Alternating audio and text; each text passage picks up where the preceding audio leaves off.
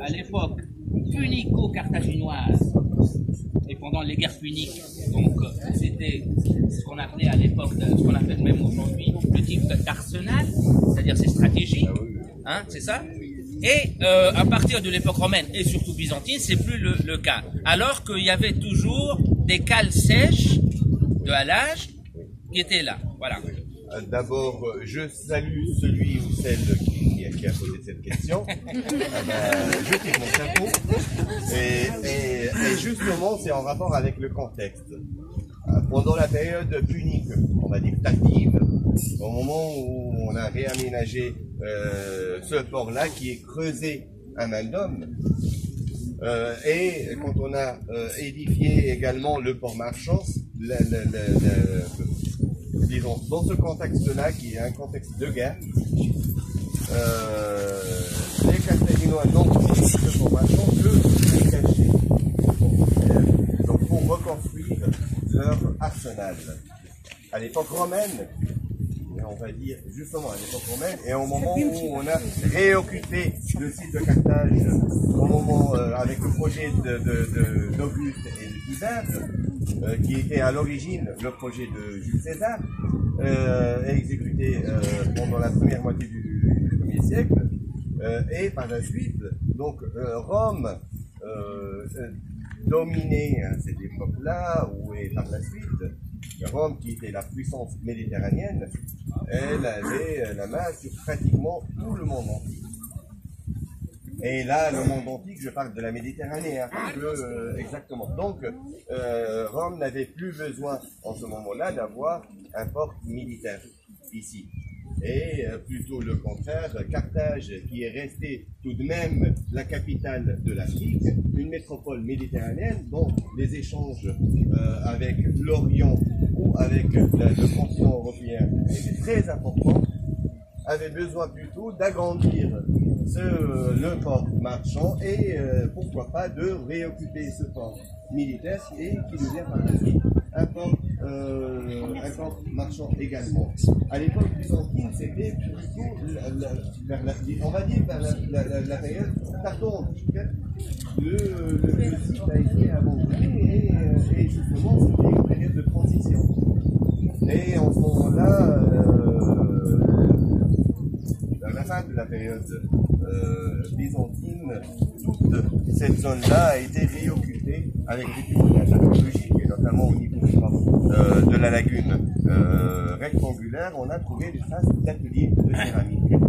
C'est un contexte qui est plus ou moins de transition, qui n'était pas jusqu'à présent très bien étudié et très bien exploré de point de vue scientifique. J'espère pouvoir cerner votre réponse.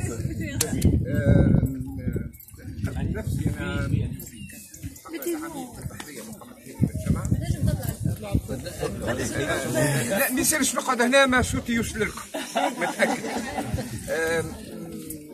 وقع استدعائي من طرف l'association des anciens officiers de l'armée مع العميد بالبحرية عبد الوهاب السويسي. أنا اليوم متقاعد ولكن ندرس الاستراتيجية البحرية بالمدرسة الحربية العليا في بورتال حيدر. دونك اليوم باش نعطي الفيزيون تاعي أنا en tant que stratège. Il y a deux tendances dans les pays qui ont des littorales. Ou la terre qui domine la mer, ou la mer qui domine la terre. Les Carthaginois, on parle de thalassocratie, c'est le pouvoir de la mer qui domine la terre. Donc pour moi, Carthage, c'est un port qui a fait une ville. Elle a été fondée par des Phéniciens, peuple marchand, qui ont des comptoirs tout le long des côtes africaines et qui sont arrivés, ils ont vu l'importance stratégique. Donc ils ont fait un port et le port a créé la ville. Pour moi, la ville n'avait pas un port, mais le port avait cette ville. Au XVIe siècle, Watson Raleigh, c'est un stratège anglais, avait dit une phrase très simple, qui est très pertinente jusqu'à aujourd'hui. Celui qui commande la mer commande le commerce.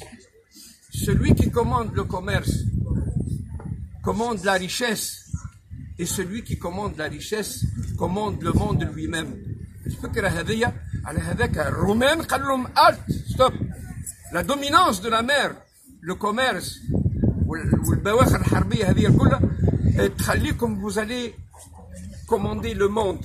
Donc dans cette dialectique de volonté entre Europe et Carthage, on lui a dit arrêtez votre côté aspect maritime, votre vision maritime اللي اليوم بيرتينونت اللي حتى لتوا الانجليز والامريكان باينين وحتى اكبر مفكر امريكي اللي صنع التيلاسوكراسية امريكان اليوم de la dominance du monde par le commerce وكل ذكر حنا بعد في الكتاب اللي